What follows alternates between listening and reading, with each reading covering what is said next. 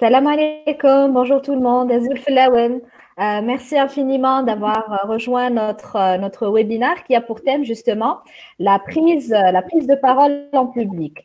Donc, on sait tous que prendre la parole en public est une des craintes les plus répandues, hein. Qu'au manque de confiance en soi ou pas.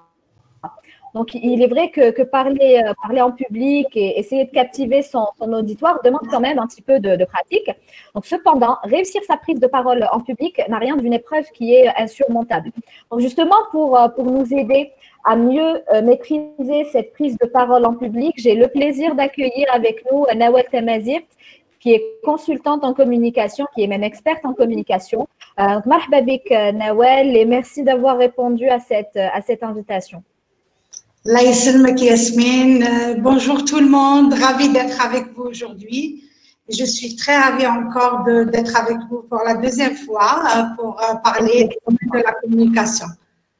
Très bien, Nawel. Donc justement, j'invite nos participants à nous noter leurs questions, éventuellement leurs expériences à travers l'onglet chat et aussi l'onglet questions. Donc, n'hésitez pas à poser toutes vos questions. Donc, Nawel, si tu permets, je vais leur permettre de leur expliquer justement le déroulement du webinaire. Donc, en fait, Nawel va nous dérouler une présentation et ensuite, nous allons répondre au fur et à mesure à vos questions. Donc, Nawel, je te laisse la parole. Merci Yasmine. En tous les cas, je rajouterai un point, même si on n'a pas le temps de parler de tous les sujets, même si le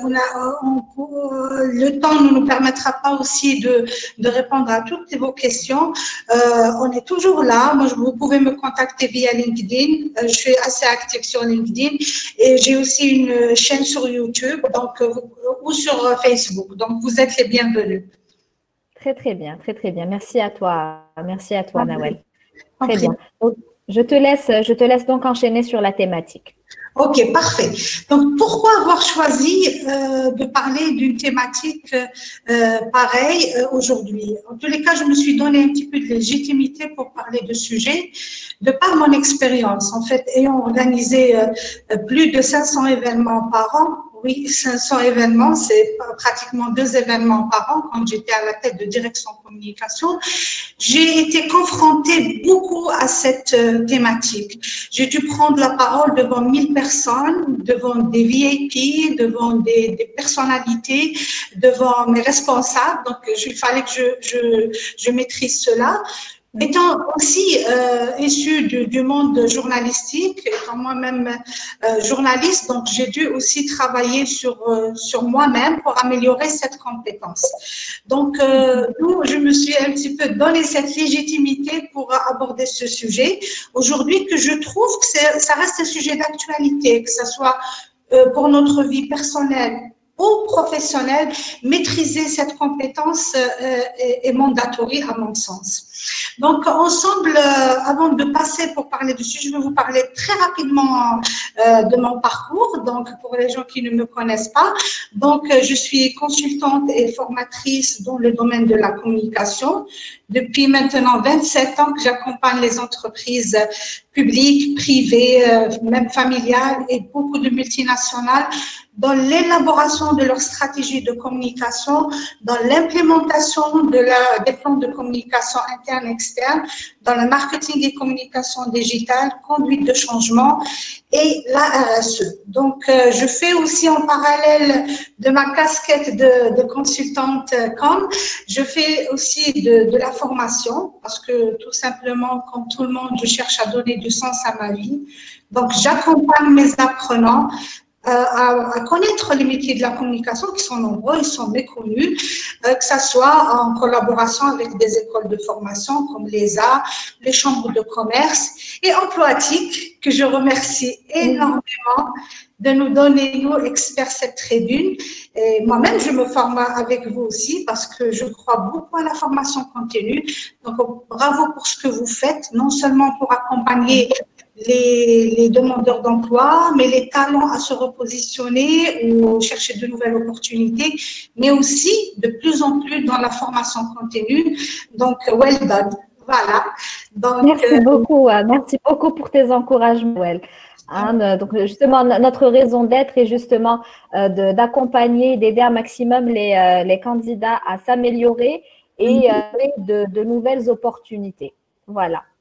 well done. Merci beaucoup, Yasmine, pour ce que tu fais aussi. Donc, on attaque le sujet. Pourquoi parler de ce sujet? Donc, on va d'abord connaître les thématiques suivantes. Donc, on va connaître ensemble les techniques et les best pratiques à connaître pour améliorer cette compétence.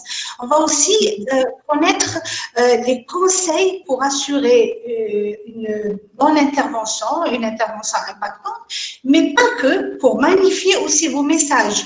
On va aussi connaître les subterfuges, les techniques psychologiques et autres pour un petit peu transformer cette peur de parler en public en plaisir de parler en public, le plaisir de partager. Croyez-moi, la peur de parler en public, c'est une peur internationale. N'importe quelle personne qui vous dit que j'ai pas peur de parler en public, elle se voit la face un petit peu. Parce que qui d'entre nous n'a pas senti la voix qui tremble quand il parle en public, quand il sent qu'il rentre en apnée? Qui n'a pas senti la gorge sèche, les palpitations, le petit bout de bâton qui tremble? Donc, c'est des expériences qu'on a tous vécues, que ce soit dans la vie personnelle, quand on voulait impressionner nos parents, ou bien à l'école, quand on passait au tableau, ou bien quand on fait en pleine formation, quand on fait le tour de table pour se présenter, ou bien devant un responsable qu'on veut impressionner, ou bien nos collègues qu'on veut impacter. Donc, c'est une expérience vécue par tout le monde. Au point que, on lui donne même un nom, ça s'appelle la glossophobie. Donc, qu'est-ce que la glossophobie? Si tu permets, Yasmine, s'il te plaît, je ne sais pas que les présentations sont en train de passer. Non, j'attendais justement ton OK pour pouvoir partager. Donc, voilà. Perfect. On passe directement à la définition. Très bien. Donc là, on passe, voilà, un petit peu plus. Okay. Donc, la suivante, voilà. Qu'est-ce que la glossophobie? C'est la peur de parler en public devant un groupe, qu'il soit petit ou grand. Cette peur, elle est commune et répandue à travers le monde. Et tenez-vous bien, c'est la première peur citée au monde avant même la peur de mourir. Regardez comment c'est impressionnant quand on entend ça. C'est vrai le mot tap, mais regardez que les gens ont tellement peur qu'ils préfèrent entendre parler de la mort que d'entendre d'être exposés pour parler en public. Pourquoi c'est si important de parler en public? C'est important parce qu'on doit, parfois, devant une assistance, on doit affirmer notre expertise, notre leadership. On doit transmettre et partager un message aussi devant une assistance. On doit capter l'attention, convaincre, soit pour vendre un produit ou un service. On doit aussi faire passer peut-être notre public à l'action. On attend de lui une acquisition. Eh bien, Nawel, est-ce que tu es là? Oui, je suis là. Oui, je suis là. Nawel, je ne te reçois plus. Ah bon? Je suis là. Ah, vous la recevez? Moi, je ne la reçois pas. Peut-être c'est le débit plutôt. Anna, je te vois et je te reçois.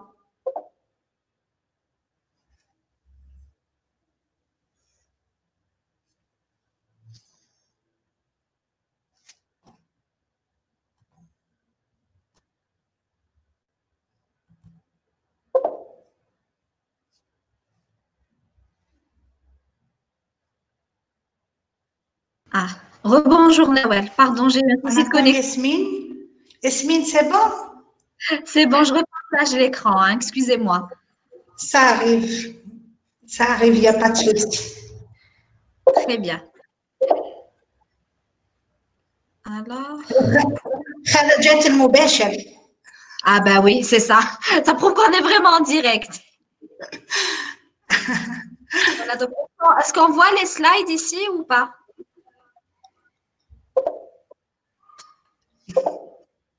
On voit toujours pas les slides, Nawel. Anna, it's okay for me. Je sais pas pour le groupe, je vois que yes, Amy nous dit not yet. Ah, maintenant. Okay. Alors, attends, je refais alors. Ok. Sinon, on va passer au sans slide. Hein. Ça sera un exercice. Non, non, on va recommencer. J'espère que on en était à la glossophobie, c'est ça? Maintenant, on passe pour quoi parler en public. Juste après. Voilà. Là, c'est bon? Parfait. It's okay. Super. Parfait. C'est bon? Parfait. Parfait. Donc, je disais, pourquoi c'est si important de maîtriser cette compétence? Parce que tout simplement, dans la vie de tous les jours, ou bien dans la vie professionnelle ou personnelle même, parfois on est appelé à affirmer notre expertise, notre leadership. On doit transmettre et partager un message aussi.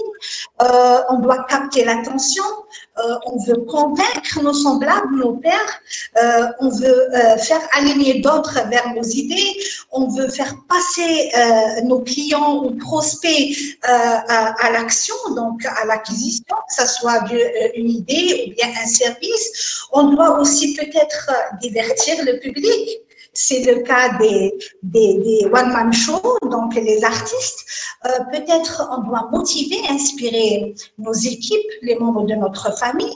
Ça vous arrive, vous avez une équipe où le chiffre va mal, vous n'allez pas la casser, vous allez au contraire essayer de la booster pour rehausser son énergie positive et aller décrocher du business, augmenter le chiffre d'affaires, etc. Pour cela, on doit les inspirer, on doit savoir communiquer cette énergie positive. Pour toutes ces raisons et bien d'autres, parler au public est très, très, très important. Personnellement, je trouve que c'est mandatory et ça s'apprend à tous les âges. On passe à la slide suivante pour parler un petit peu, grosso modo, des règles d'or pour prendre la parole en public. À mon sens, et Daily Carnegie l'a très bien résumé, il faut d'abord être méritant et avoir de la légitimité pour parler en public. Ne pas se mettre à la place de l'expert. Je ne dis pas que quand on ne maîtrise pas un sujet, on ne doit pas parler de ce sujet. Quand on ne maîtrise pas un sujet, on doit se préparer pour parler de ce sujet. Personne n'est né avec une compétence pareille. On doit la développer. Même, par exemple, aujourd'hui, si je vous parle de la prise de parole en public, je vous ai dit pourquoi je me suis donné cette légitimité. Parce que j'étais exposée comme vous à des situations où j'étais face à un public, je n'étais pas préparée. Je vous raconte une histoire où je devais remplacer la dernière minute mon responsable pour défendre un projet, alors qu'il était appelé à gérer une urgence. Je devais affronter 300 personnes devant moi. Heureusement que j'ai un petit peu assisté à sa préparation. Et heureusement que mes collègues étaient indulgents avec moi parce qu'ils avaient compris le contexte. Mais c'était une expérience terrifiante pour moi. Je suis rentrée carrément en apnée. J'ai dû faire beaucoup d'efforts pour respirer calmement. Il faut aussi être passionné du sujet. C'est très, très important. Les passionnés passionnent. Donc, c'est très important de transmettre cette énergie. Quand je vous parle de la communication, vous allez voir, vous n'êtes pas en face de moi, mais vous allez voir que j'ai des yeux qui brillent parce que c'est un domaine que j'aime. Quand je vous parle du journalisme, la même chose. Mais si je vous parlais de guerre, par exemple, d'un sujet, je suis une pacifiste, vous allez voir que je ne vais pas... je ne vais pas apporter cette énergie vers vous. Pour convaincre aussi, il faut être convaincu. Vous ne pouvez pas parler d'un sujet où il n'y a pas d'argument derrière, il n'y a pas d'effet derrière.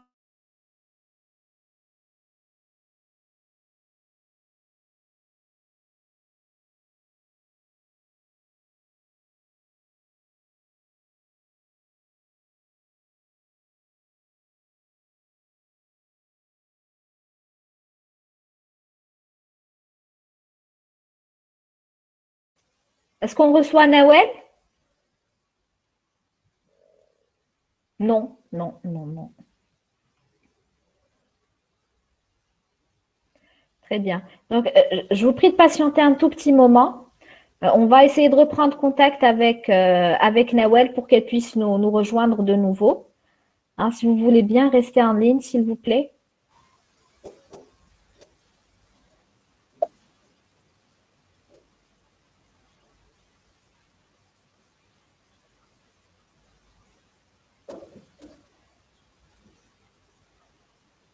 Alors, Nawel, si tu m'entends, moi, je ne te reçois plus. Est-ce que tu pourrais revenir sur scène?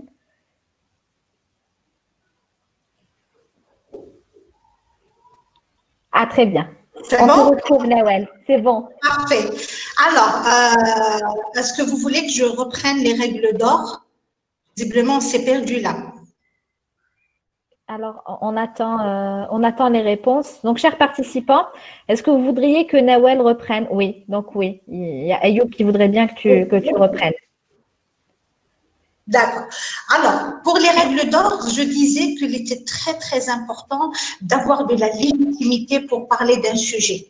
Être expert de ce sujet et ne pas se placer à la place de l'expert. Je vous ai parlé au début de notre webinaire combien c'était important pour moi de partager avec vous mon vécu. Pourquoi je vous parle d'un sujet que je maîtrise, que j'ai fait un travail sur moi-même pour le maîtriser, etc., pour partager cette expérience. Être passionné aussi était votre patience. Hein? Ah, très bien, ok, parfait. Donc, être passionné d'un sujet, il est très, très important. Un sujet qu'on désire partager doit nous parler, doit vraiment venir du cœur, parce que tout simplement, les passionnés passionnent. Je vous ai dit, si je vous parle de la communication, mes yeux brillent. Si je vous parle de journalisme, mes yeux brillent. C'est un sujet qui m'intéresse. Mais je reviens au sujet de la guerre. Si je vous parle de la guerre, je serai fanée parce que c'est pas un sujet qui m'intéresse étant une pacifiste, etc.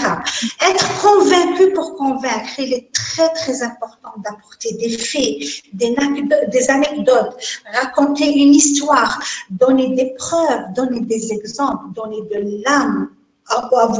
Donc ça, c'est les trois règles générales pour parler en public. Maintenant, j'ai réorganisé la présentation de telle sorte de vous parler de toutes les phases de préparation pour prendre la parole en public. Donc, ça sera partagé ainsi. Qu'est-ce qu'on doit faire avant d'avoir l'occasion de parler en public ou de l'avoir décidé? Qu'est-ce qu'on doit faire pendant l'exercice et après la prise de parole en public? Esmine, s'il te plaît, est-ce que tu peux passer la slide? Yes. Perfect. Alors, regardez cette citation, elle résume tout. Un discours improvisé a été réécrit 3 fois. Et je peux vous dire, étant dans la communication, et parce que j'ai écrit beaucoup de discours pour mes responsables, parce que dans la communication, on écrit aussi des discours, c'est beaucoup plus que 3 fois. Il y a beaucoup de... On revoit jusqu'à ce qu'on tombe sur la bonne version pour qu'elle soit validée au final. Donc, regardez, il y a une phase de préparation très, très importante. Très bien. Prochain slide, please. Yes.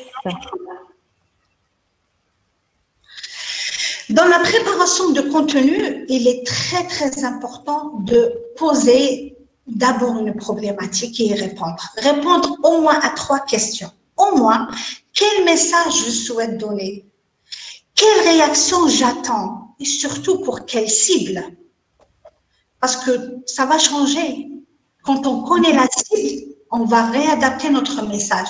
Aujourd'hui, si je parlais que corporate, que personnes qui sont en position, c'est pas le même message que je vais donner peut-être aux demandeurs d'emploi. C'est pas les mêmes attentes. Vous voyez, le vécu n'est pas le même. Donc, c'est très important. Connaître sa cible, c'est important. Pour choisir aussi la langue que je vais utiliser. Moi, en face de moi, j'ai des personnes anglophones. Je ne vais pas parler en arabe. J'ai des arabophones. Je ne vais pas parler en français. Donc, je vais adapter même la langue, je vais adapter même les exercices. Moi, durant mes formations, par exemple, je demande à avoir d'abord la liste des personnes, leurs positions, leurs attentes, etc., pour que, à moi, de trouver les exemples qui leur parlent et les situations qui leur conviennent, pour qu'ils puissent appliquer directement cette formation dans le terrain, parce que ça sert absolument à rien d'avoir que l'apport théorique, que vous pouvez avoir seul, hein. Il suffit de lire 3-4 livres, on devient plus ou moins, on maîtrise le sujet. Mais ce qui est important, c'est ce que je vais appliquer tout de suite après cette formation. D'où j'adapte mes exercices, mes exemples au secteur d'activité de ma cible, par exemple.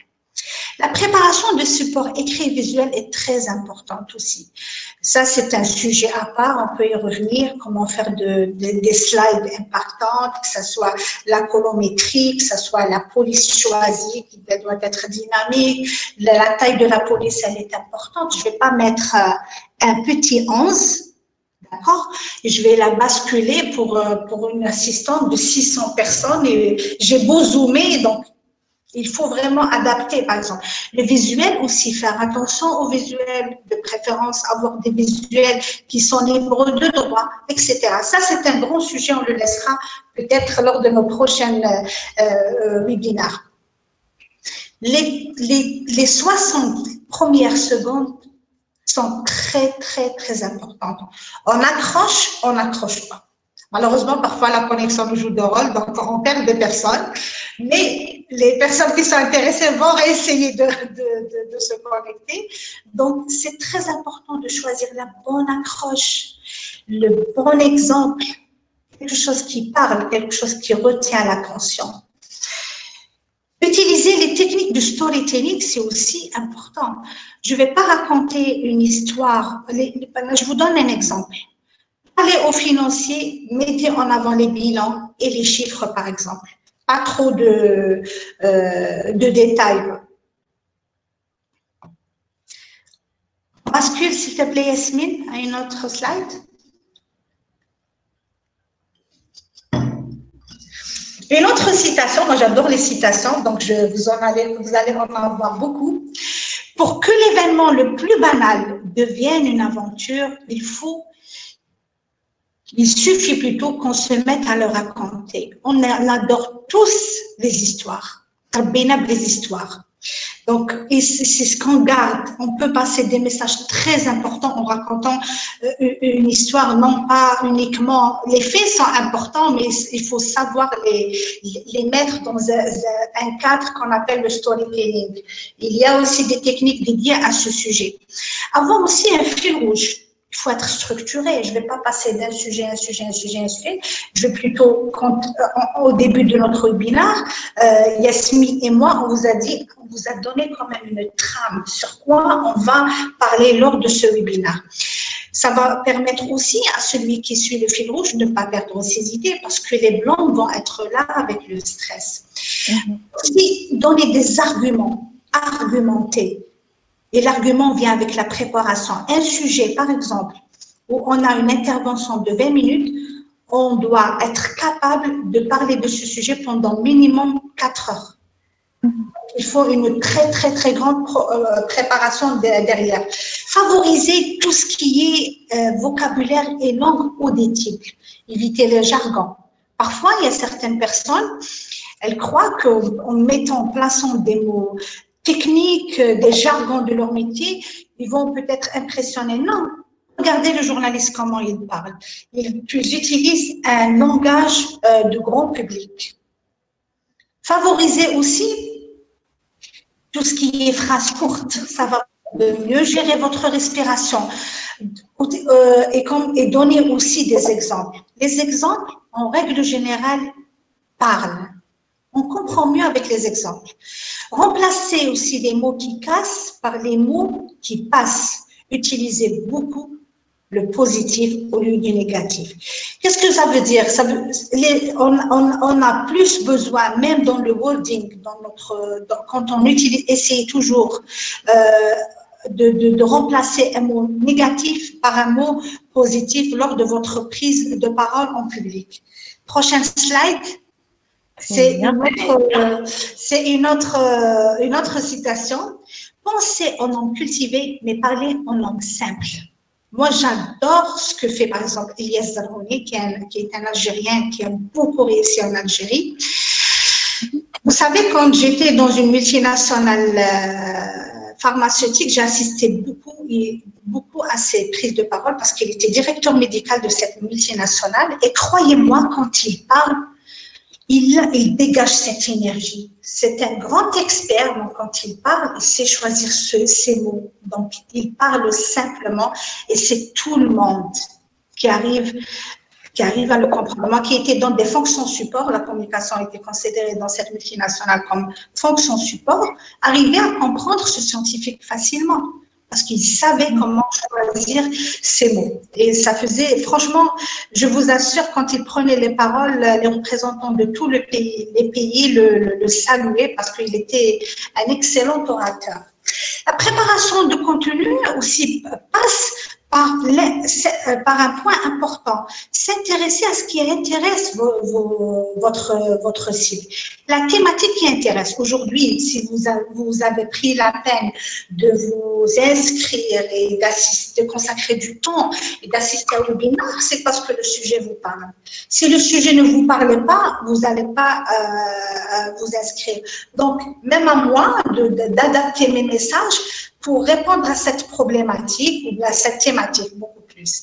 Donc, la qualité de l'animation représente, tenez-vous bien, 70% de l'impact laissé à l'auditoire. La forme, elle est très importante. Et regardez ces chiffres, qui sont des chiffres issus d'études scientifiques, 7% de la communication est verbale. Vous imaginez, 38% de la communication est vocale et 50%, elle est visuelle. C'est très important, c'est un tout. D'où on va voir comment on va se préparer pour prendre la parole en public. Esmé, la prochaine slide, s'il te plaît. Yes. On attaque la préparation mentale et physique. Donc, comme un vrai sportif de haut niveau, il y a la préparation mentale. D'ailleurs, je vous ai mis un visuel où il y a de la visualisation. La personne, elle est en train de se préparer mentalement. Entraînez-vous.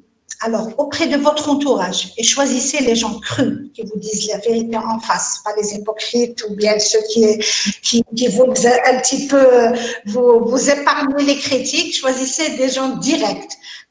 Qu'est-ce que tu en penses? Je vais parler comme ça. Dis-moi ce que tu en penses. Répétez auprès d'eux. Répétez aussi à haute voix. Essayez de ne pas avoir votre petit calepin. Peut-être avoir un petit mapping pour résumer les mots-clés. D'accord? Parce que le sujet, il est là. Il suffit de vous rappeler les mots-clés. Lire à haute voix et s'enregistrer. Nous avons quand même des smartphones, donc vous pouvez vous enregistrer. On n'a plus besoin du fameux dictaphone qu'on utilisait beaucoup dans la presse auparavant. Maintenant, c'est le smartphone et on peut s'écouter parler. Et un petit peu apporter les mesures correctives, suivre l'évolution, est-ce que je me développe ou pas. Il y a beaucoup de vidéos sur YouTube que vous pouvez vous inspirer. Il y a les one-man shows, les grands orateurs. Il y a même une compétition de prise de parole en public. Vous pouvez voir comment les gens parlent d'un sujet par rapport à un autre. Et puis, vous avez votre astuce. Révisez comme à l'époque où vous étiez étudiant ou bien élève ou l'apprenant à vos devoirs. Chacun sa méthode.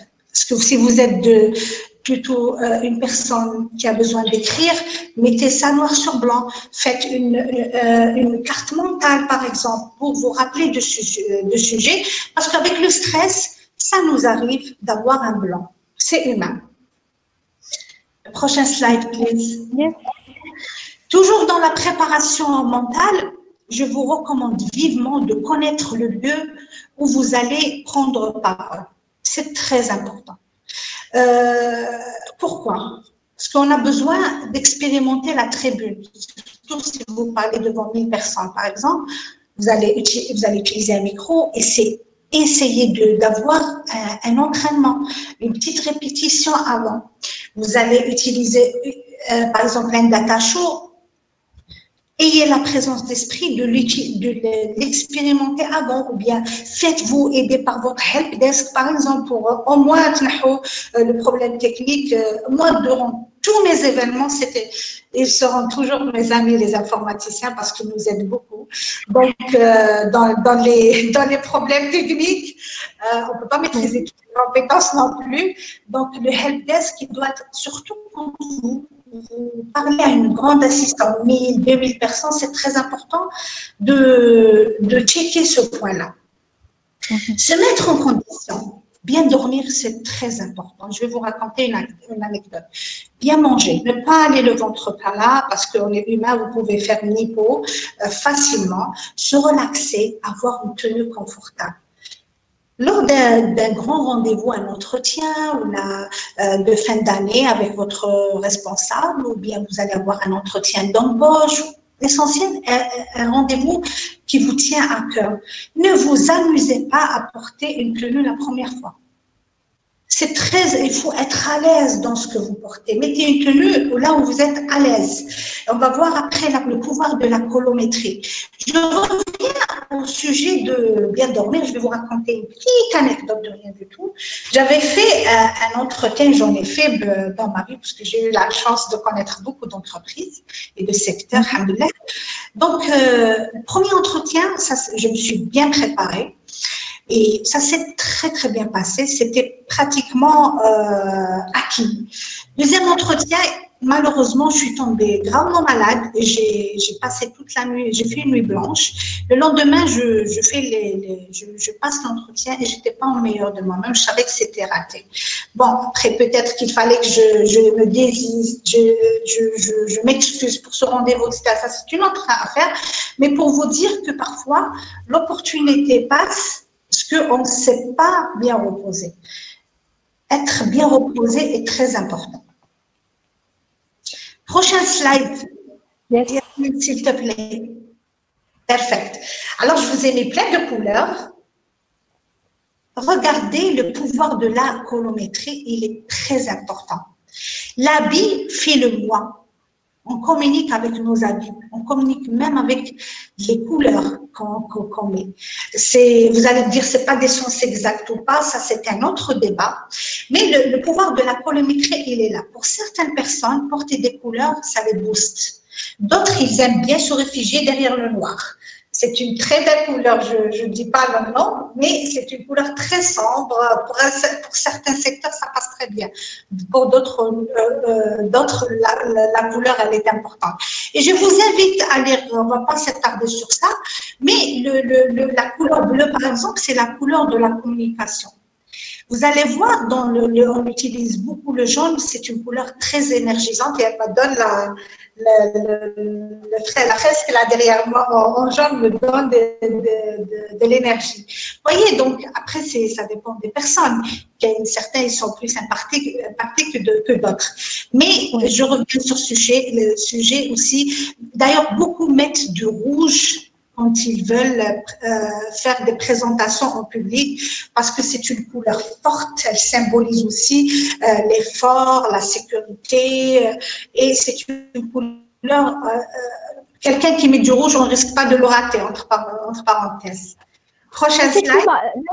Dans ce sens, on dit qu'il faut s'habiller en monocouleur pour vraiment captiver l'attention. Est-ce que c'est le cas? Ou bien est-ce qu'on peut mettre plusieurs couleurs justement pour captiver l'attention? Ça dépend de l'entretien.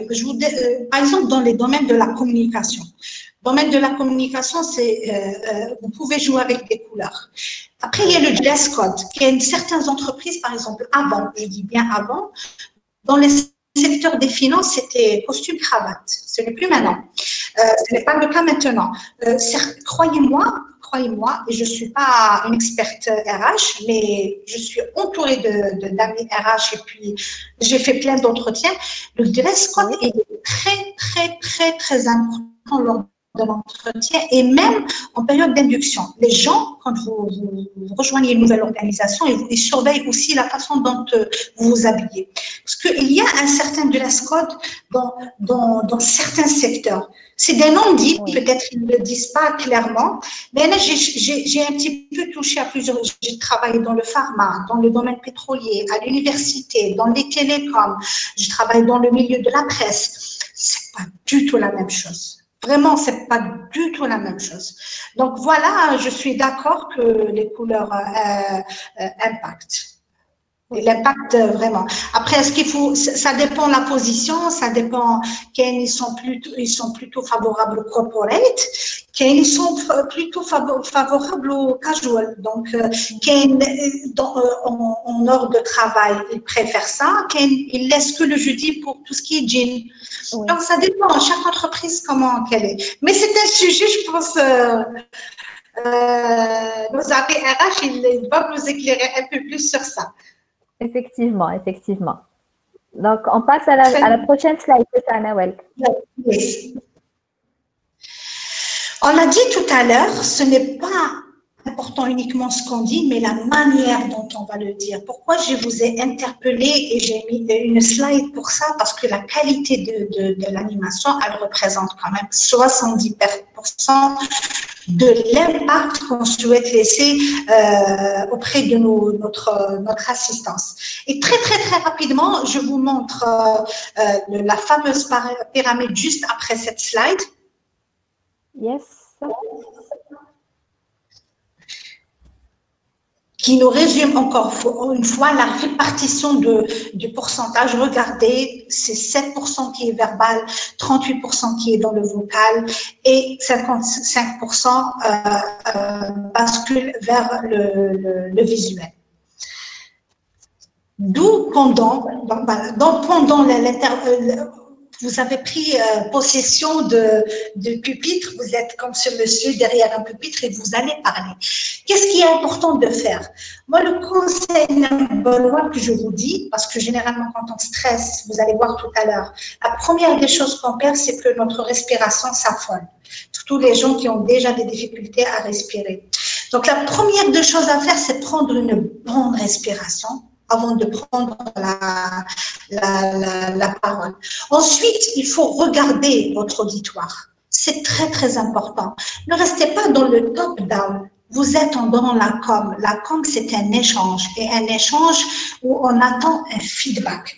Pour moi, par exemple, maintenant, c'est un exercice que je fais avec vous qui m'est difficile. Pourquoi? J'arrive pas à lire votre feedback. J'arrive pas à adapter mes messages parce qu'on est en webinaire. C'est beaucoup, beaucoup plus facile quand j'ai une assistance devant moi parce que j'arrive à lire la communication non verbale. Un sujet qui n'a pas été assez bien compris, je peux revenir sur ce sujet. Un sujet, un apprenant, qui n'est pas d'accord sur un sujet, il n'ose pas le dire, j'arrive à comprendre qu'il n'arrive pas à le dire. Donc, je développe avec lui, je vais aller le chercher pour comprendre qu'est-ce qui l'embête, entre parenthèses. Donc, c'est très, très important de créer le lien. Regardez votre auditoire dans les yeux et il y a des techniques. Si vous êtes un grand timide, il y a beaucoup d'entre nous qui sont. Moi, je l'étais. L'université a fait beaucoup pour moi pour gérer ma timidité. Mais si vous êtes un grand timide, un exercice très simple. Imaginez quelqu'un qui a un point ici. Au lieu de le regarder dans les yeux, imaginez ce point. Il va voir que vous êtes en train de le regarder, mais au final, vous êtes en train de regarder le point. Il ne va même pas se rendre, elle ou il ne vont pas se rendre compte de ça. Vous pouvez utiliser aussi ce qu'on appelle la technique du pyramide inversée. Comme ça, vous allez pouvoir regarder toute votre assistance. Ne me le cachez pas, j'en suis sûre que quand vous parlez à quelqu'un, il ne regarde que votre collègue à côté ou votre ami à côté, vous vous sentez frustré. Vous dites, et pourquoi il ne me regarde pas? Vous avez besoin de ce lien. Nous sommes des humains, on fonctionne tous de la même manière. Donc, c'est très important d'accorder chaque personne, lui accorder haqqa. D'accord, vous faites avec les yeux le tour de la table. Vous allez faire, imaginez votre V. ou votre W, chacun ou un triangle, l'essentiel, balayez votre, pas très rapidement, ça va pas être essuie-glace, mais essayez quand même, entre parenthèses, parce qu'ils sont tous là, ils sont égaux, ils sont tous là pour le même but. Parler trop vite. Moi, ça, c'est mon plus grand problème. J'ai tellement d'idées dans ma tête que je veux dire beaucoup de choses. Donc, je dois travailler sur mon débit. Il y a aussi la fuite. Parfois, on a besoin de parler vite, dire le sujet, c'est tellement on est stressé parce que le sujet, on n'est pas à l'aise avec la prise de parole en public, donc on parle vite pour se débarrasser de ce stress. Et ce qu'on va donner comme signal aux personnes qui nous regardent ou qui nous écoutent, c'est que la personne, elle est énervée, elle veut vraiment s'enfuir. Respirez calmement, je reviens à la respiration. Idéalement, quand vous avez les blancs, ça arrive, l'idée de d'où il vaut mieux avoir un petit, je vais vous montrer une autre technique un peu plus tard, un petit carton comme les gens de la télévision. Il faut aussi la posture ouverte.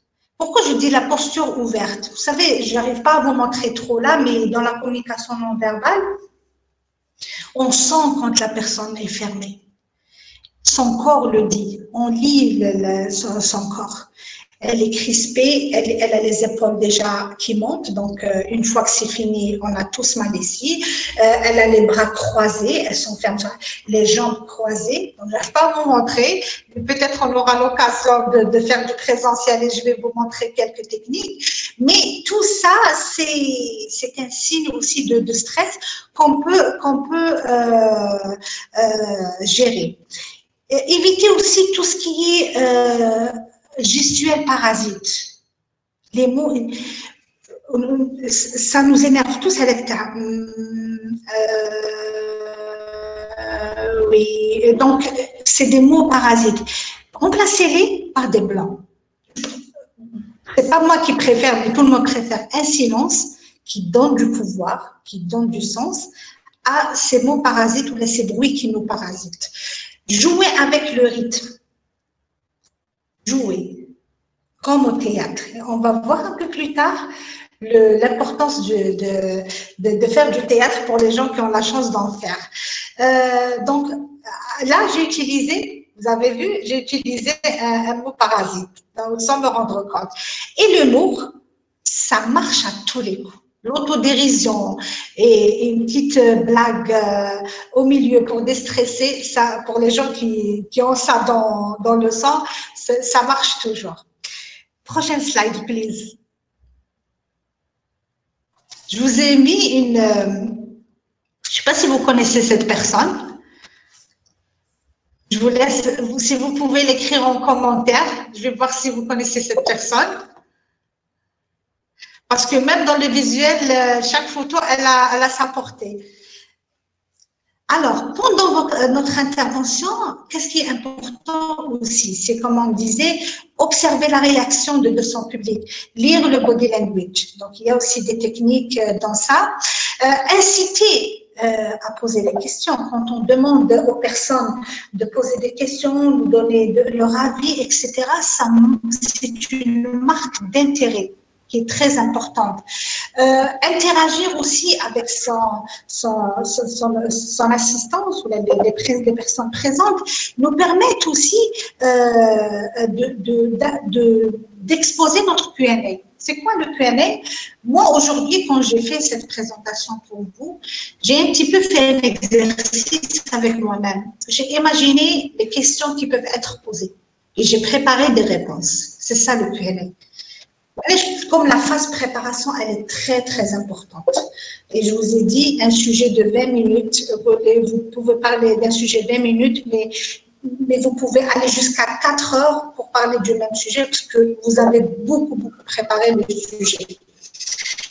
Répondre calmement aux questions qui agacent ou qui énervent, parce qu'il y a des personnes, vous l'avez tous vécu, qui viennent à des rencontres juste pour ou se montrer, ou agresser l'orateur, ou dire non. Il y a cette catégorie de personnes. Ça, c'est comme dans la vie de tous les jours. On ne peut pas plaire à tout le monde, on ne peut pas être parfait et on peut pas avoir toutes les réponses. Donc, accepter ces gens et répondre calmement avec courtoisie à ce genre. Parfois, ça peut devenir même une agressivité, mais essayer de garder son calme. C'est un effort, mais bon, on ne peut pas non plus changer le monde. Donc, gérer les éléments perturbateurs. Moi, ça m'arrive dans mes classes, dans mes groupes, il y a toujours peut-être un qui sort du lot, qui coupe la parole à ses collègues, qui sort du sujet, etc. Il faut gérer ces éléments perturbateurs. Il y a aussi des techniques, c'est pas le moment de parler de ce sujet, mais c'est aussi, ça rentre dans le cadre de ce qu'on appelle gérer les personnalités difficiles. Et pour un pédagogue, il y a des techniques qu'il utilise pour manager ce genre de personnes. Très bien. Je passe à la slide suivante. Est-ce que c'est visible? Est-ce que c'est visible pour tout le monde? Parfait, c'est visible. Merci Lamia pour la réponse. La voix, elle est très, très, très importante. On n'a pas tous la voix de Moufdi Zakaria. On n'a pas pour les personnes qui aiment Moufdi Zakaria et on n'a pas tous la voix de Morgan Freeman pour les personnes, les cinéphiles. On a avec cette voix, on peut la moduler, on peut la jouer avec, etc., mais on ne peut pas la changer. Donc, il faut l'accepter. Il faut savoir jouer avec, accentuer quand il faut accentuer, descendre. C'est comme une courbe. Et remplacer aussi je reviens sur ce sujet, utiliser les mots simples, les mots précis, et les phrases courtes qui vous permettent aussi de reprendre facilement votre respiration. Le débit, pas trop vite, pas trop lent. Le juste milieu. Comme ça, vous allez accentuer les messages que vous jugez importants et varier aussi. S'appuyer aussi sur des pauses volontaires, le fameux silence. Vous avez vu, il y a des personnes, d'ailleurs même pour gérer certains, on revient aux éléments perturbateurs, le silence, la technique du silence, elle apporte aussi ses fruits. Et on a dit remplacer aussi le silence, remplacer les mots parasites, les gestes parasites aussi par le silence pour se reprendre, parce qu'on peut par exemple parler pendant des heures et on perd un petit peu nos moyens, donc ça peut aussi être une technique pour se ressourcer rapidement. Alors, l'utilisation du fameux micro. Le micro, c'est problématique pour les gens qui sont très gestuels. Donc, vous avez le micro, il y a une technique comment bien le prendre, mais il y a des gens qui jouent avec. Donc, si vous allez vers le micro, il faut aussi le gérer au même titre que votre gestuel, votre voix, votre sourire, votre regard. C'est vrai que ça fait trop de gestes en même temps, mais ça va venir avec le temps. Micro-cravate aussi, il faut savoir le mettre et le manipuler. Surtout quand on n'a pas une voix qui porte. Ça aide beaucoup, mais pour les gens qui respirent mal, par exemple, on sent, alors c'est très difficile de gérer ça en même temps. Bon, ça c'est pour des cas où on a une grande assistance, surtout pour les communicants, etc. Mais pour la vie de tous les jours, on n'a pas forcément besoin. Donc, on parlait de la voix pas trop basse, pas trop forte, le juste milieu, pour être écouté par tout le monde. Maîtriser l'articulation. On est en train de, nous les ingénieurs, enfin pas que nous, beaucoup de personnes à travers le monde parlent et utilisent plusieurs langues. Il y a parmi les personnes qui sont présentes à nos webinaires, il y en a certains qui maîtrisent 3 langues, donc ils se retrouvent par exemple dans des positions où ils sont obligés de faire des TC, donc des conférences téléphoniques en anglais, ou l'arabia al-fusha, etc., ou en langue française. Donc, l'articulation, elle est importante. Mais on peut aussi être indulgent avec une langue qui n'est pas la nôtre. Donc, ça aussi, il ne faut pas en faire une obsession. On peut ne pas bien maîtriser une langue ou une articulation d'un mot. Il y a tout un site qui s'appelle articulant.com. Moi, je bug ici. qui nous aide aussi à travailler cette lacune. Si vous avez remarqué que vous avez cette lacune ou votre entourage vous a dit lors d'un débriefing, attention, tu as été très bon sur ça, mais si tu pouvais améliorer ça. Et prenez le bien, parce que les personnes qui sont directes, qui vous disent les choses, ce sont vos amis. Alors, attention aussi aux monocordes. Quand ils sont plats. Ils sont là, ils sont là. Et vous avez envie de faire la sieste parce qu'ils parlent le même temps. Là, c'est doucement, vous ne les voyez pas bouger, etc. Le monocorde agace. Attention aussi à l'apnée et contrôlez votre respiration. Et là, on va passer. Yasmine, s'il te plaît, tu peux passer à la prochaine slide, please. Oui. Bon, ça, c'est pas. C'est vraiment un petit clin d'œil pour vous dire. Qu'est-ce qu'un calme naturel qui ne coûte rien qu'on emporte partout? Tac. C'est quoi? Très rapidement, la réponse est, on n'est pas en, oui, très bien. La réponse, c'est la respiration. Essayez d'utiliser la respiration ventrale pour les gens qui font du sport, qui font le yoga, la relaxation, tout ce qui est sport doux, même les sports d'endurance, etc. Ils utilisent beaucoup cette respiration. Donc, elle est très facile à pratiquer. Observez les bébés, comment ils respirent. Vous avez vu un bébé, quand il respire, vous voyez son ventre descendre et gonfler. Gonfler, se dégonfler. C'est la même chose. Il faut reprendre cette respiration naturelle.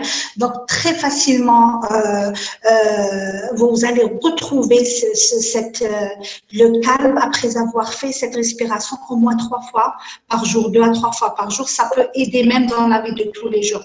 Vous êtes bloqué dans la circulation, il y a une situation qui vous a énervé.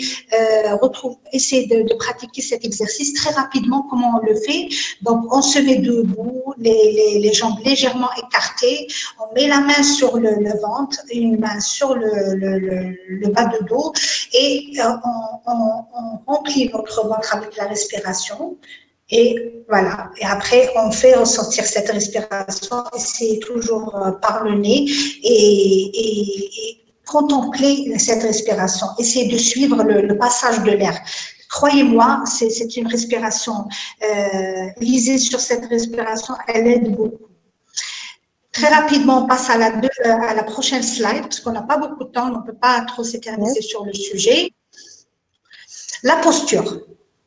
La posture, je ne vais pas vous demander de faire de cette posture de yoga, mais je vais vous demander d'avoir une posture simple. Ancrage, soyez à l'aise. Donc, toujours avoir une posture déverrouillée. Lâchez votre corps, ne pas se crisper parce que ça va brutaliser vos cordes vocales, ça va brutaliser vos muscles, etc. Essayez de vous relâcher. Avoir un ancrage au sol, c'est très important de mettre les 2 pieds, ne pas se poser uniquement sur un seul pied. Comme ça, on va perdre l'équilibre. C'est très mauvais. Et porter aussi un regard droit, circulaire, franc. Rappelez-vous, le regard, il est très important parce que quand on a un regard franc, c'est aussi une marque de confiance. Next, please. Toujours dans la posture, évitez les mains croisées. Tout ce qui la mettre l'une sur l'autre, mais pas comme ça. Évitez aussi de monter, comme je vous ai dit, l'épaule parce que ça finit par nous épuiser. L'autocontact. Alors, nous, les femmes, ça, on touche surtout les bagues, les bijoux. Il y a beaucoup qui touchent la nuque, les cheveux et tout ça. Essayez de les éviter parce que c'est aussi un signe d'énervement. Ne vous cachez pas derrière le pupitre. Il y a ceux ils prennent la parole pendant 4 heures, ils sont derrière le pupitre. Ils n'occupent pas du tout l'espace. Donc, le pupitre, c'est pas pour faire cache-cache, c'est pour présenter rapidement et on occupe l'espace. Toujours dans le langage du corps, next please. Donc, stimuler l'attention de votre auditoire avec le mouvement. Parce qu'avec le mouvement, avec le juste, ne faites pas, ne jouez pas dans la tribune. Hein. Vous allez plus distraire votre assistante qu'autre chose. Essayez d'occuper, bouger, occuper l'espace, mais pas trop, toujours dans la juste mesure. Pourquoi? Parce que on a besoin le mouvement, c'est clair, il donne de la force. Il force aussi le système nerveux à être alerte. Quand ça bouge, quand la personne bouge, on la suit. Occuper l'espace aussi, exploiter l'espace aussi pour donner de la valeur à vos paroles. Vous pouvez aussi retourner au centre de votre tribune quand vous voulez aussi revenir au thème principal de votre intervention. Next. Yes. Un très beau visage d'une vieille dame. Donc, pour vous montrer le langage du corps et du visage, le langage facial, il est très important. Il renforce le sourire.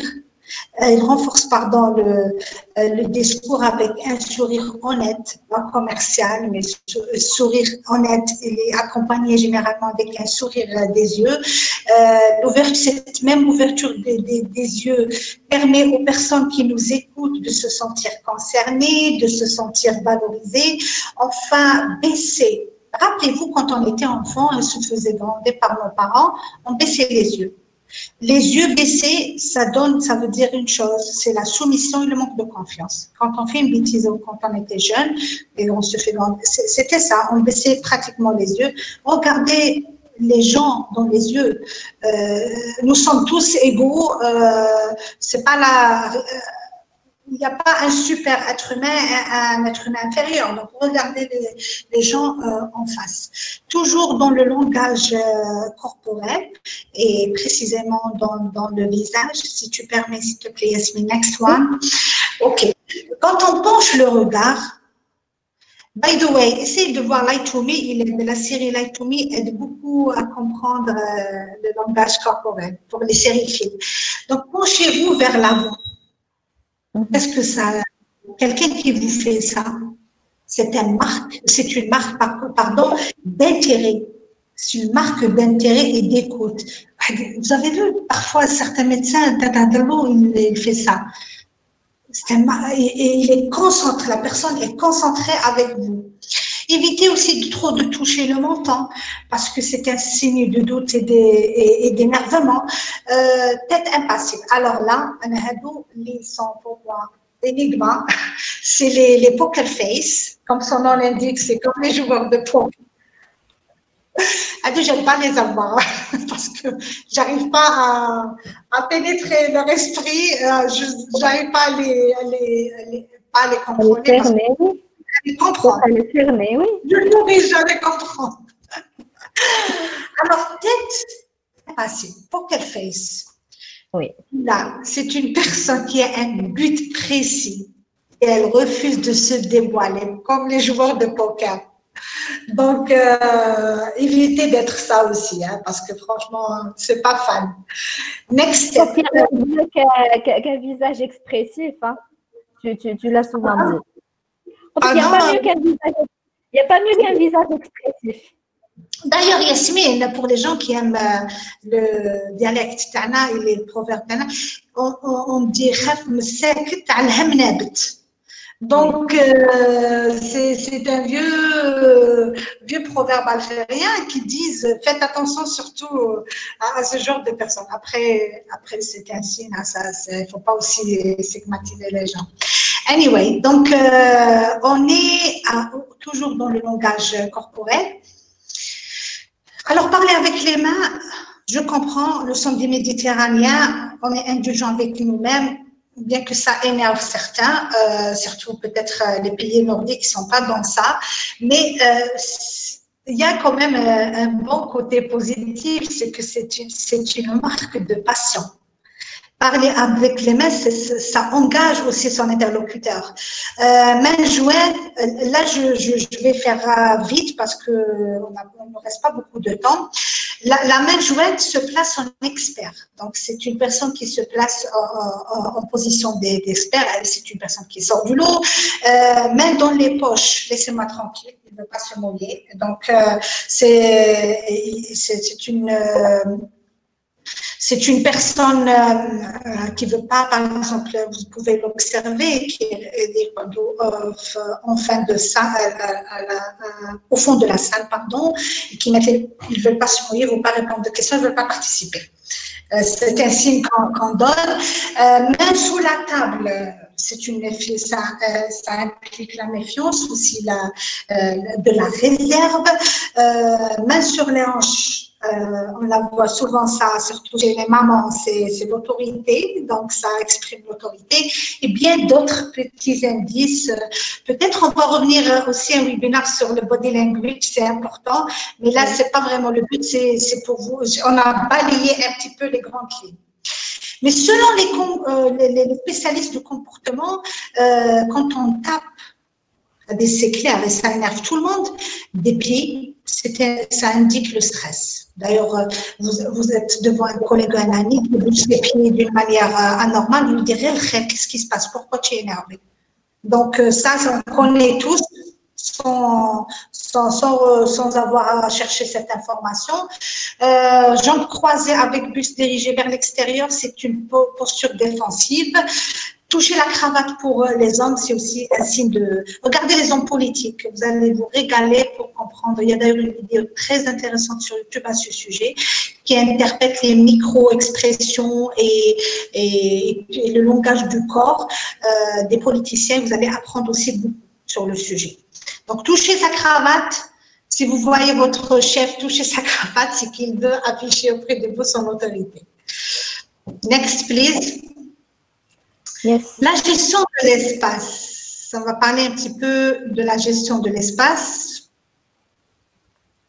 C'est bon? Est-ce qu'on voit la slide? C'est OK. Parfait. Merci Lamia, parce que j'arrive à voir que le commentaire de Lamia. OK. Donc, la prise de parole assis ou debout, c'est pas de la même manière. Je vais vous expliquer comment. Prise de parole assis, se mettre droit en occupant l'espace. Ne croisez pas toujours les pieds ni les mains. On l'a dit pourquoi? Parce que c'est un signe de fermeture. Ne bougez pas trop, même quand vous êtes assis. Occupez l'espace de toute votre chaise. Pour les recruteurs, pour les personnes qui se préparent pour faire un entretien d'embauche, par exemple, je sais que c'est une épreuve difficile parce qu'on veut séduire, on veut montrer le meilleur de nous-mêmes, mais ce n'est pas une raison aussi pour être tout le temps dans la défensive. En occupant la place pour être en face du recruteur ou pour l'entretien, ne restez pas au bout de la chaise, occupez tout l'espace de la chaise, mettez-vous à l'aise. C'est important parce que vous donnez aussi un signe de confiance que tous les recruteurs ils connaissent ces techniques-là, donc essayez d'en profiter. Voilà, on a très rapidement balayé, vu ensemble l'importance d'occuper l'espace, l'importance de body language, parce qu'on a vu son apport dans la forme.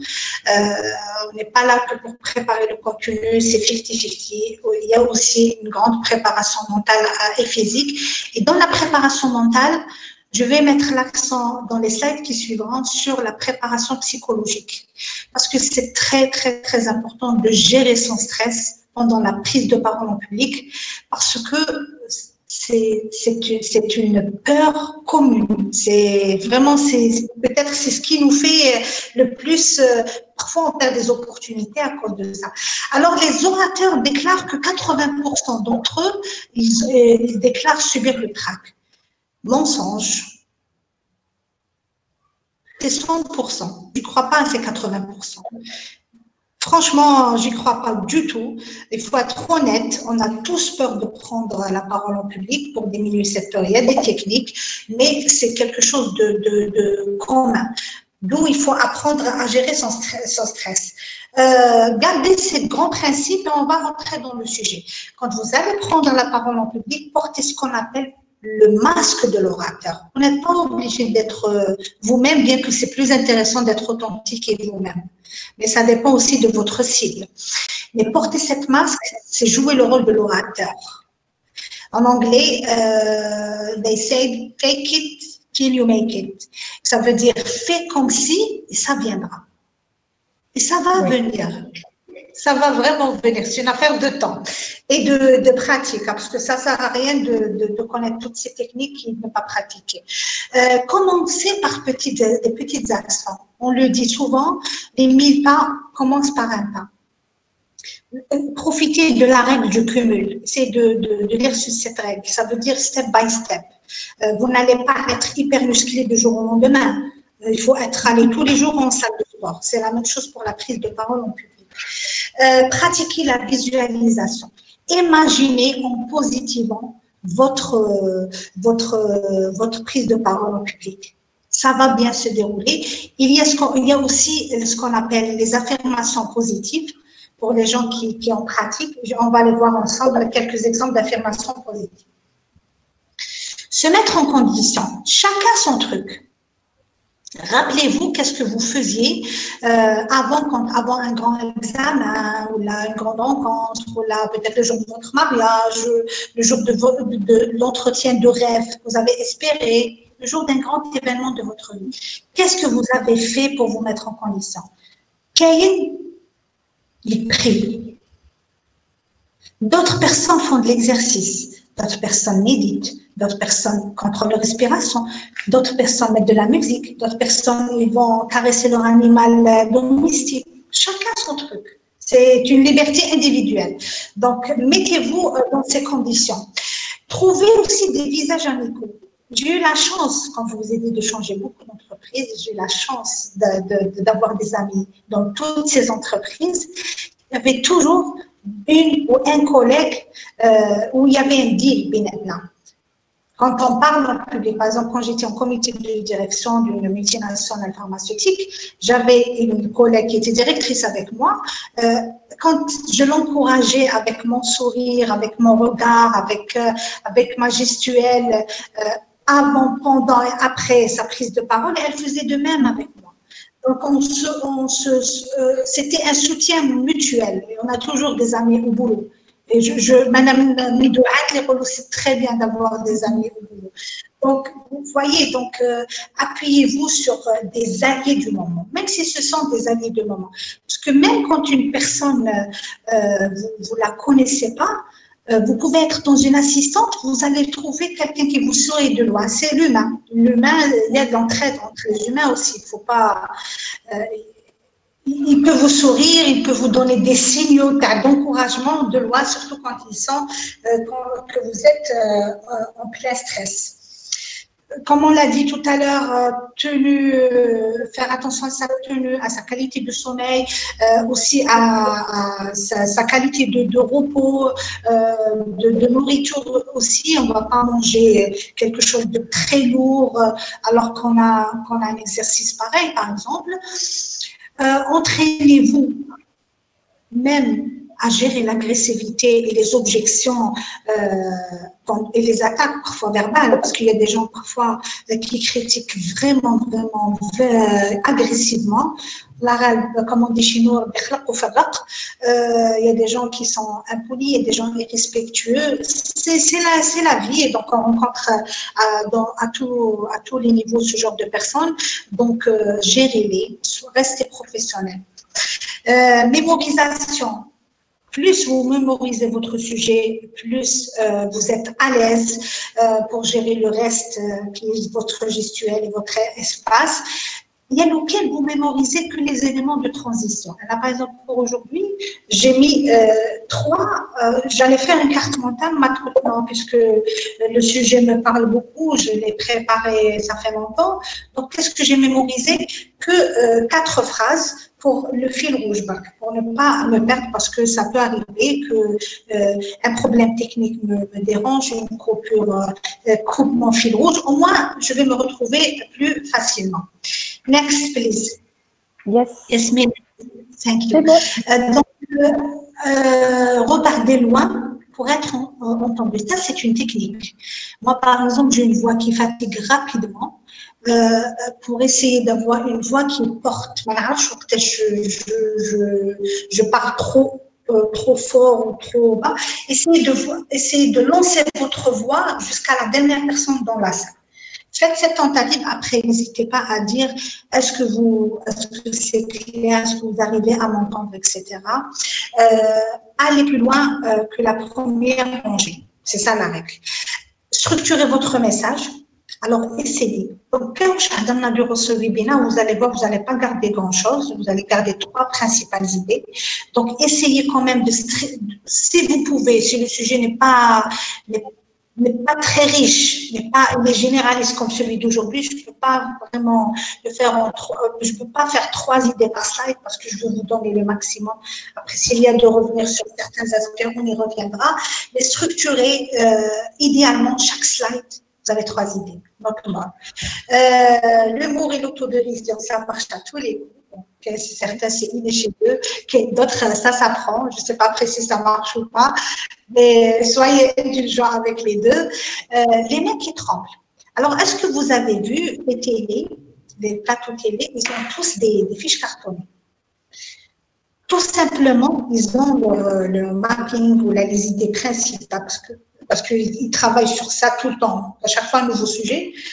Avoir une fiche cartonnée vous permet de cacher le tremblement de votre main. Parce qu'on peut aussi trembler parce qu'on veut impressionner, on veut mieux faire. Donc, c'est une astuce à pratiquer. Toujours dans la lutte contre le crack, la science nous répond à ce sujet. Il y a beaucoup d'études. Je vais vous partager les résumés. On ne va pas rentrer dans les études. Mais les études nous disent que répéter dans les conditions réelles nous aide. Oui. Répéter dans les conditions réelles. Idéalement, Anna, je vous le dis, quand j'organisais mes événements dans les entreprises où j'étais, à chaque fois, j'exigeais, avant les plénières, que les personnes qui allaient présenter viennent répéter. Et je vous assure que ça marchait très bien pour les personnes qui répétaient. Et ça marchait pas du tout bien pour les personnes qui ne répétaient pas. C'était pas la même qualité. Il y a eu même des incidents à ce sujet. D'où c'est important de prendre. Pourquoi? Parce que devant le pupitre, il faut s'approprier les lieux, connaître les lieux, comment bouger. Vous allez connaître l'espace, vous allez connaître le micro, comment il fonctionne. Vous allez essayer ce micro, vous allez essayer le data show. Vous allez voir si votre voix porte la salle, parce que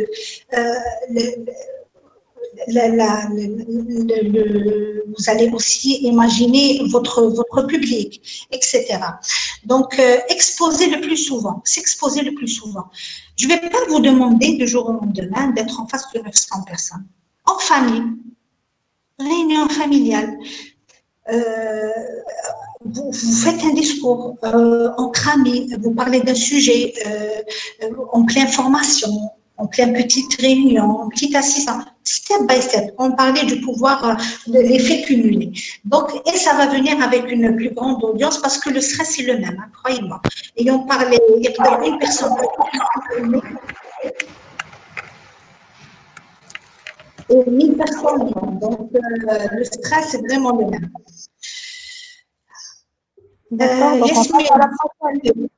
Yes, please. Alors, là, c'est très rapidement pour vous dire que les théâtres, ils apportent beaucoup pour la prise de parole publique. Je ne vous demande pas d'aller tous faire du théâtre parce que c'est un hobby. Il y a des gens qui aiment, qui n'aiment pas. Mais regardez comme l'acteur dans le théâtre, il se met en scène publiquement au même titre que quelqu'un qui se met devant une assistance. Il joue avec sa voix la même chose.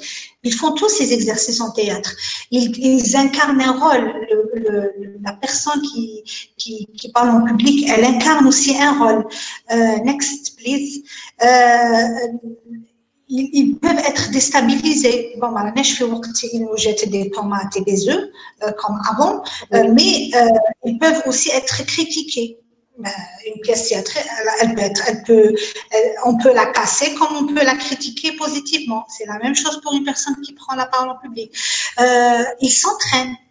Une pièce théâtrale, avant qu'elle projetée devant un public ou la jouée devant un public, c'est des mois d'entraînement. D'ailleurs, même avant chaque présentation, il y a un entraînement. La même chose pour le oui, il y a la répétition, la répétition générale hein, pour les gens du théâtre qui font une dernière répétition avant de commencer la pièce. Exact. D'ailleurs, il y a des personnes qui peuvent même, qui sont avec nous aujourd'hui, qui font du théâtre, qui peuvent nous dire, de partager avec nous des anecdotes à ce sujet. Voilà. Donc, ils gèrent aussi les gens du théâtre, les flops. Ils persévèrent. C'est la même chose pour une personne qui veut maîtriser la prise de parole en public. Ils gèrent aussi leur stress, leur langage corporel. Ils occupent l'espace. Vous avez vu qu'ils bougent un peu partout. Yasmine, s'il te plaît, si on peut passer directement comment devenir un orateur authentique. Yes, c'est fait. Est-ce qu'on voit la slide? Non, on est toujours sur le théâtre. D'accord. Voilà, ça c'est bon. Super. Alors, pour devenir un orateur authentique et être une bête de scène, il faut de l'entraînement. Oui. Il y a pas on le répétera jamais assez. S'inspirer des meilleurs. Moi, je suis pour s'inspirer des meilleurs, mais je suis contre copier-coller. Je déteste ça. Il faut toujours apporter, il faut être authentique, apporter sa plus-value. Donner envie, partager avec enthousiasme. On l'a dit et on le dira jamais assez. Les gens passionnés passionnent. La passion, ça se sent. Être attentif à son public, l'écouter. Moi, je vous dis, malheureusement, le webinaire, c'est pas possible pour m'adapter à vous, mais heureusement on a les commentaires et les réactions des participants pour s'adapter. J'ai pas encore vu. Et puis, improviser l'imprévu et le gérer. Moi, je peux vous raconter très, très rapidement une mésaventure à ce sujet. Un jour, je devais organiser un grand town hall, donc un très grand hôtel en Alger. Et le jour J, c'était dans un chapiteau, il y a eu quand même un BMS. Donc, les conditions étaient juste désastreuses, climatiques, et on se sentait même, j'ai dû faire appel à notre direction sûreté et HSE pour savoir est-ce que je devais continuer cet événement ou pas, parce que ça partait dans tous les sens, c'était un vrai BMS, et il fallait gérer ça. Il fallait gérer ça parce qu'il fallait revoir le programme, rassurer les gens, impliquer les personnes dans ce genre de situation, prendre des décisions rapidement. Donc, c'est très, très important de savoir gérer l'imprévu et imaginer tout. Imaginez tous les scénarios qui peuvent, surtout quand il y a des invités de haut niveau.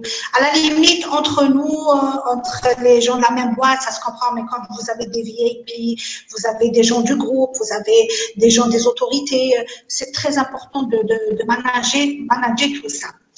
Ensuite, il y a tellement d'exercices que malheureusement, je ne pourrais pas vous faire ici parce qu'il faut du présentiel, mais il y a tellement d'exercices à faire. Mais brièvement, je vais vous parler de quelques-uns,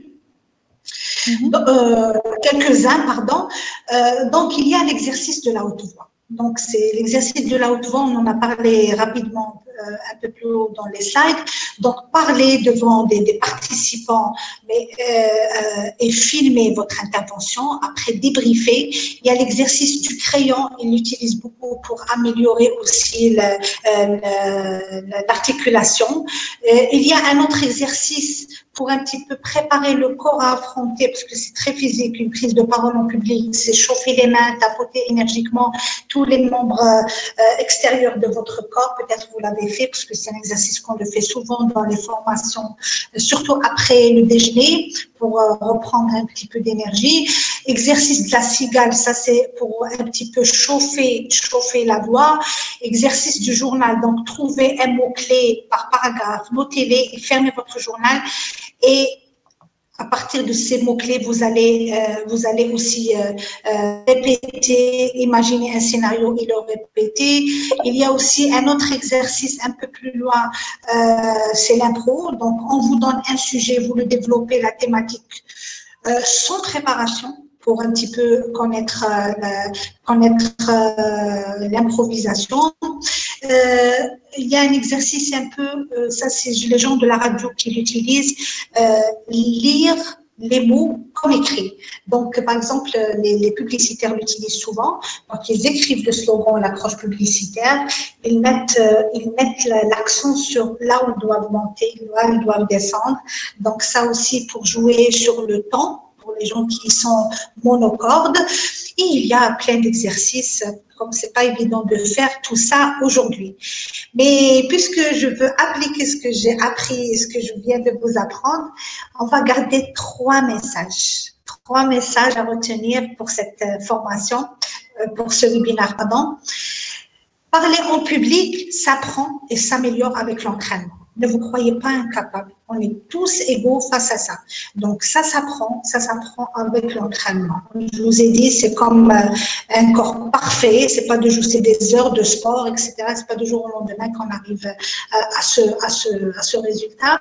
Ce qui n'est pas important uniquement ce qu'on dit, mais aussi la manière dont on le dit. On a vu ensemble le body language, la tonalité, la voix, comment on joue avec la voix, comment on occupe l'espace, c'est très important.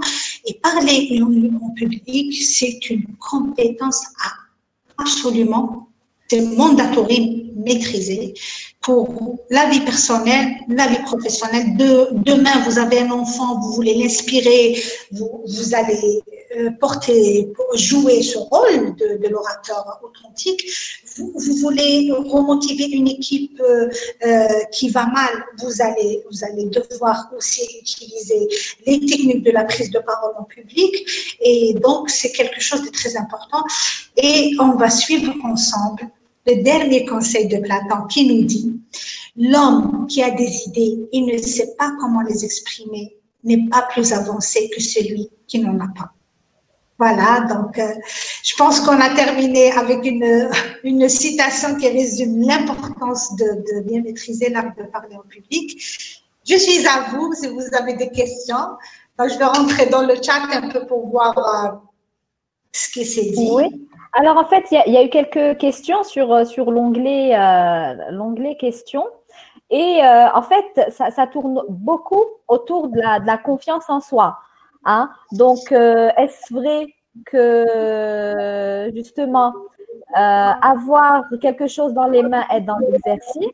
Et merci de nous donner des astuces pour améliorer sa confiance en soi. D'accord. C'était quoi l'histoire d'avoir là quelque chose dans la main? Oui, justement, tu en as parlé, je pense, tout à l'heure, Nawel, en parlant de la fameuse fiche qu'utilisent les présentateurs télé pour éviter justement d'avoir la tremblote. Très bien. Moi, je vous le dis clairement, cette fameuse fiche, il vaut mieux l'avoir. Si le besoin est là, vous sentez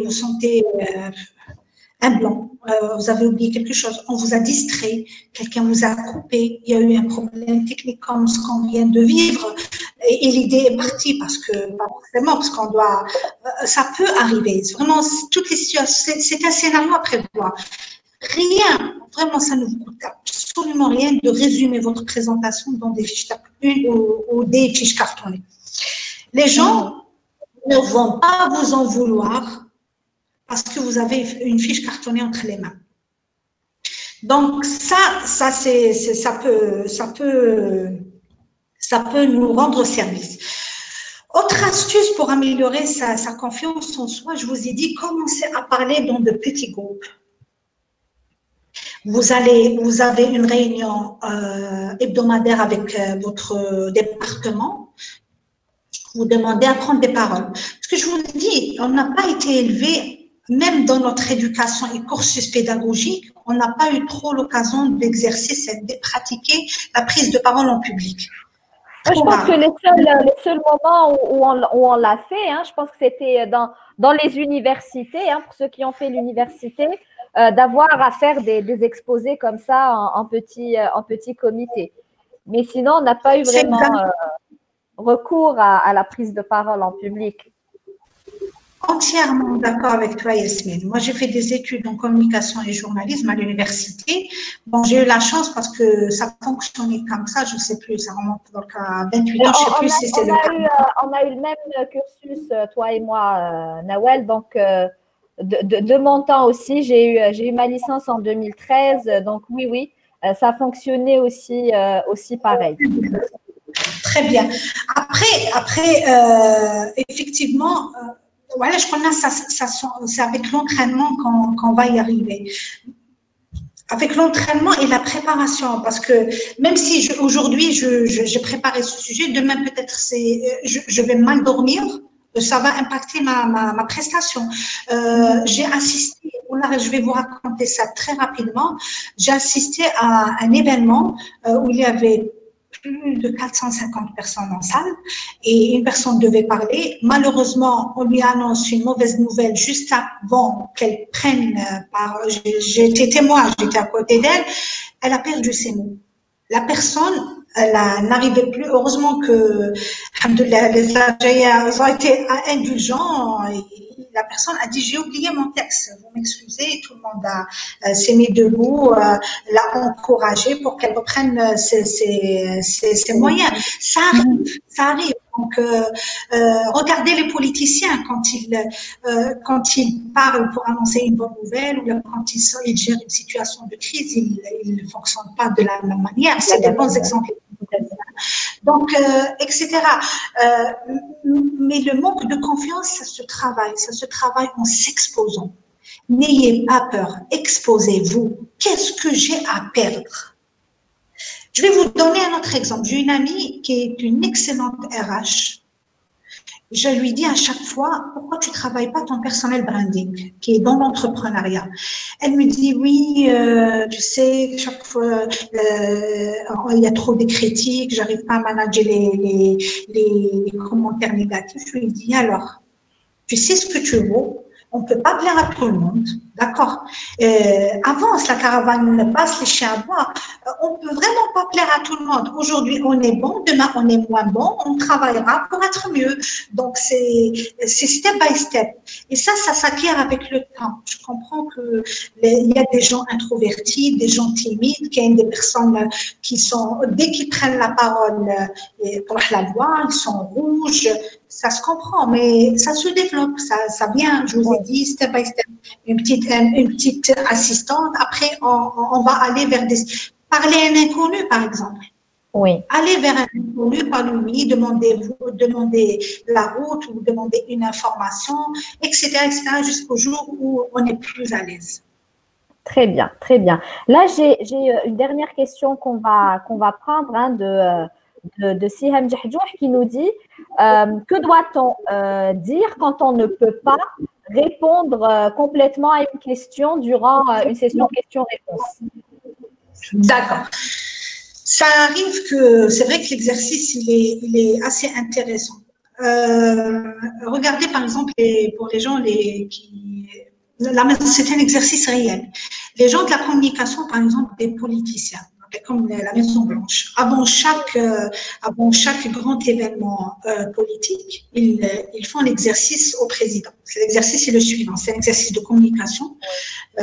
Donc, ils prévoient toutes les questions qui fâchent, qui peuvent être posées pour préparer le candidat à gérer ce qu'on appelle l'objection. Gérer l'objection, il y a parfois les délégués commerciaux et les délégués médicaux. Donc, gérer l'objection fait partie de leur travail. Comment qu'on doit faire? Parfois, on n'a pas la réponse. Il faut être honnête. J'ai pas de réponse. Une question où j'ai pas de réponse. Et ça peut arriver. D'accord? Je vais dire à la personne, je vais dire, je répondrai là où j'ai vraiment des éléments de réponse et des arguments. Là où je n'ai pas, je reviendrai vers vous. Oui. Tout simplement.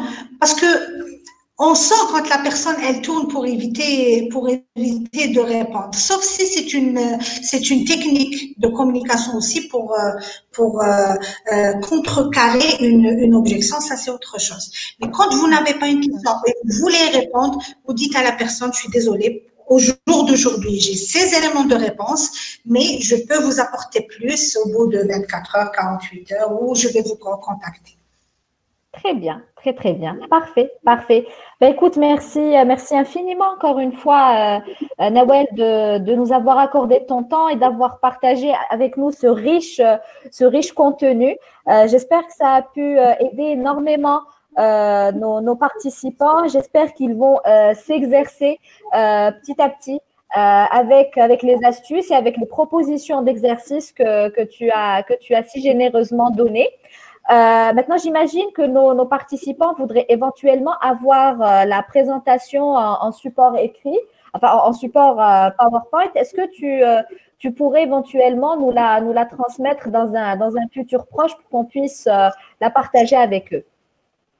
Oui, bien sûr, avec grand plaisir. Déjà, je remercie encore une fois Aquatique pour l'opportunité, la tribune. Je remercie aussi les participants qui ont consacré du temps pour se connecter avec les problèmes techniques qu'il faut, on vit avec. Ce qu'on ne peut pas changer, on l'accepte. C'est ça la règle. Absolument, puis, absolument. Oui, je suis d'accord pour partager la présentation et je vous invite, si une question vous vient en tête, vous n'avez pas eu l'occasion de la poser ou là vous avez hésité, n'hésitez surtout pas à la poser. Mais sinon, vous pouvez me contacter sur LinkedIn. Je suis assez active. J'ai un post par jour. Sur Facebook également. Je suis moins active sur Facebook parce que je travaille beaucoup plus sur le B2B. Et sur YouTube, j'ai lancé dernièrement une chaîne où je vais mettre vraiment tous les sujets de communication, de développement personnel, de management. J'ai déjà partagé avec mes abonnés comment réussir son pitch professionnel, son pitch carrément. J'ai commencé à faire une série de vidéos sur la prise de parole en public parce que le sujet il est tellement riche que c'est pas évident de le résumer. D'ailleurs aujourd'hui le webinaire on n'a pas pu tout voir. Donc je vais aussi partager d'autres compétences. Je pense que c'est important de les avoir dans le monde de l'entreprise et dans la vie de tous les jours, comment rédiger, améliorer sa rédaction professionnelle et bien d'autres sujets. Mais n'hésitez surtout pas, je partage mes coordonnées à cet effet, c'est pour que vous puissiez me contacter et vous êtes les bienvenus. Et encore une fois, merci beaucoup Yasmine aussi pour tout ce que tu fais. Merci à toi aussi Nawel, merci à tous nos participants de nous avoir rejoints aujourd'hui, d'avoir enrichi le débat. Là, il y a Samani Mourad qui nous dit « Espérons une autre intervention prise de parole en public à distance. » Excellent, oui. Voilà. Donc,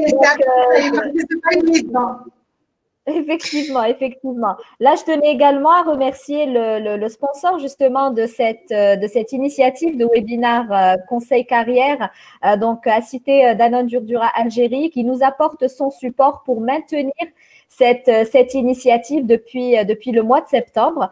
Donc, je le remercie également. Je remercie aussi à ce titre tous les participants et tous les speakers qui ont contribué à ce beau projet. Donc, merci à vous. Merci spécialement à toi, Nawel, pour ta précieuse présence. Et je te dis, Inch'Allah, à très, très bientôt. Et à très bientôt aussi à nos participants. Donc, restez connectés sur nos réseaux. Vous aurez très prochainement le programme de nos prochains webinaires. Merci infiniment encore et je vous dis à très, très bientôt. À bientôt. Au revoir. Au revoir.